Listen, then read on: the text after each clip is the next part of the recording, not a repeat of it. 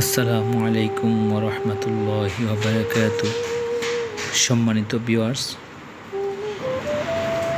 আজকে আমরা মকরমপুর জামে মসজিদে আছি। আমার লগে আমার নাতি ভাইরাল বক্তা মাহফুজ। দেখলানি আমার বন্ধুরে খুঁজলাম, খালি বন্ধু মসজিদের ভিতরে গরু আমাই গেছে, ছাগল আমাই গেছে, বেড়া আমাই গেছে। অতখান খুঁজলাম বন্ধুরে, আর কিচ্ছু করা লাগছে না। আমার বন্ধু তাই নিজ দায়িত্বে তাই মামা আকিফে লইয়া দেখলানি তাই দৌড়িয়া গেছেন। বেড়াগুন বার করে দিতা, গরু বার করে দিতা। কোনো একটা দায়িত্ব লইলে তাই আবার 100 পালন করেন, নিজ দায়িত্বে তাই তা আদায় করেন। তো আমার বন্ধুর এই জিনিসটা বড় ভালো লাগে। আল্লাহ আমার বন্ধুরে বড় বানাওকা, ভবিষ্যতে অনেক বড় কিছু হোকা তাই দোয়া করি।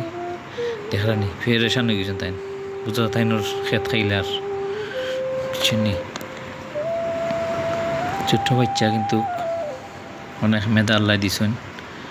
আমাদের এখানে ইন্ডিও খর হরার লাগি বলে আমার বেড়াবার হতাম বারে হরকা খর, তো তাই হইয়া দিছেন বাদে বেড়া করে দিলা সবটি দিয়া, তো তাই শান্তি হইলা।